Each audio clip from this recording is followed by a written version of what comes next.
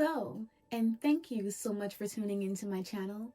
My name is Melissa, but you can call me Mel, and this is Modern Mysticism, healing wisdom for the modern soul. Okay, so have you ever looked at your life and realized that the things that once made you happy, the job, the conversations, even the people, just don't feel right anymore? It's like you wake up one day and the old you just doesn't fit. You try to do what used to come naturally, but your spirit just doesn't respond. You might even start to wonder, what's wrong with me? Why can't I feel the same anymore? But the truth is, there's nothing wrong with you. You're just evolving.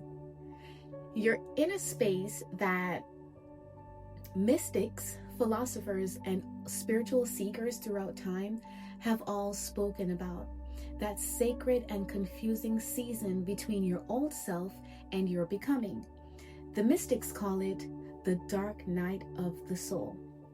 And even though it may sound heavy, it's one of the most beautiful transformations your soul can ever experience.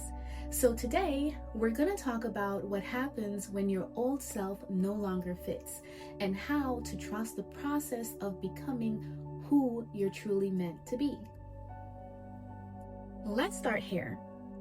The term dark night of the soul was first written about in the 1500s by a Spanish mystic named Saint John of the Cross. He described it as a time when everything that once gave you comfort, your identity, your beliefs, your friendships, all start to fade away. You feel disconnected from the world and from yourself. You feel like your light is gone. But the dark night isn't the absence of light. It's the space where your new light is being born. It's like a caterpillar dissolving in its cocoon. It doesn't know what's happening yet. It just knows that it can't go back to crawling. It doesn't yet see its wings, but something inside whispers, keep going. The dark night is that sacred cocoon, that uncomfortable and unfamiliar place. It's uncomfortable, but it's necessary. So if you've been feeling lost, detached, uncertain lately, you're not broken. You're in a spiritual metamorphosis. I've been there too. After my awakening, there was a period where I didn't recognize myself at all. I felt like I had outgrown everything I used to be, but I didn't yet know who I was becoming. I remember trying to go back to my old career of doing makeup like I used to do when I lived in Antigua. It used to bring me joy. I loved it. But when I tried it again, it felt empty. My body was there, but my spirit wasn't. I didn't feel inspired. I didn't feel aligned. And I kept asking myself, what's happening to me? But what I didn't realize at the time was that I was shedding an identity. The version of me who found purpose in that path, she had done her job. She helped me survive that chapter, but she wasn't meant to lead me into the next one. And that realization can be painful because you start to grieve your old self like she's gone forever. And in some ways, she is. But in her place, something new is trying to be born.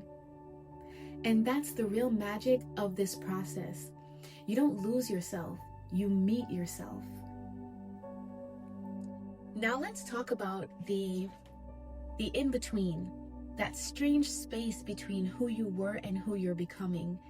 It can feel quite lonely, and it can feel quiet.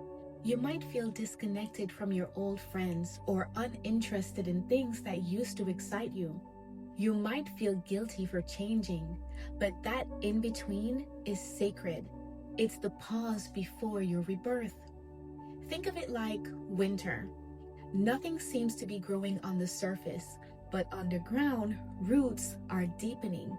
You are deepening. You are learning. You are learning stillness. You are learning trust. You are learning to hear your own voice again. The old version of you was built from survival, but the new version of you is being built from alignment. That's why you can't go back. The frequency doesn't match anymore. Now, let's make this simple, because for a lot of people, this is the first time they're hearing about this. So how do you actually move through this season of your life when nothing feels familiar anymore? So today, I'm going to give you 5 steps that you can use to help you move through your awakening process. Step 1. Accept that the old you served her purpose. You are not betraying your old self by evolving. You're honoring her. Every past version had a role.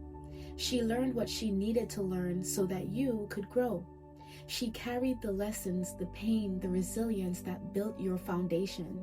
So when you feel that guilt or confusion about changing, remind yourself, I'm not abandoning her.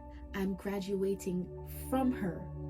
She's proud of you for continuing that journey. Step 2. Let yourself grieve. Change is a kind of death. You're saying goodbye to what was, and your emotions need time to process that. It's okay to cry for the old version of you. It's okay to miss her confidence, her energy, her simplicity. You're not weak for grieving. You're human. Just remember that grief is love in transition. You're not losing love. You're expanding it. Step 3. Spend time in stillness. In this phase, you don't need more answers. You need quiet. Spend time alone. Go for walks. Journal. Sit by the window in the morning and listen. This is where your new identity starts whispering to you. And you won't hear it in the noise. You'll only hear it in stillness. You're not supposed to have it all figured out right now. The new you doesn't arrive as a lightning bolt. She unfolds like a sunrise. Step 4. Follow peace, not pressure. When you don't know who you're becoming, your mind will panic and try to fill in the blanks. It will say to you, you need to have a plan, a title, a purpose, but your soul moves slower than your mind. So instead of asking, what should I do? Ask, what feels like peace? The things that bring you calm, even the smallest moments, are guiding lights. Follow the warmth. Follow what makes your body soften. It's how you find your next alignment. Step 5. Allow yourself to be reborn. Every time you evolve, a part of you will want to resist. It's natural. The ego doesn't like change, but rebirth isn't about rejecting your past. It's about releasing your limits. Think about it. The butterfly doesn't apologize for no longer being a caterpillar. She doesn't explain herself. She simply flies. You don't have to explain your growth to anyone, not even to yourself. You just have to allow it. When your old self no longer fits, it's a divine sign that your wings are ready. As your new self begins to settle in, you'll notice something beautiful. Peace. Not excitement, not adrenaline, but peace. This is how you know you're becoming aligned. The world may not have changed, but you have. You respond differently. You choose differently. You love differently. You've stepped into the truth of who you are, and that truth will guide everything that comes next. If you're walking through this phase right now, where your old self no longer fits, I want you to know that you are not behind. You are awakening. This is your soul's invitation to step into your next chapter with grace. So take a deep breath. Release the version of you that's done her part and whisper this to yourself. I trust the space between who I was and who I'm becoming. I'm Melissa, and this has been Modern Mysticism, Healing Wisdom for the Modern Soul. If this message touched your heart, hit the like button, subscribe, and share this video with a friend who's probably going through a season of change. Also, leave a butterfly emoji in the comment section as a symbol of your transformation, because you are not losing yourself, you are remembering who you are. Until next time, from my heart to yours. I'll catch you guys in the next one.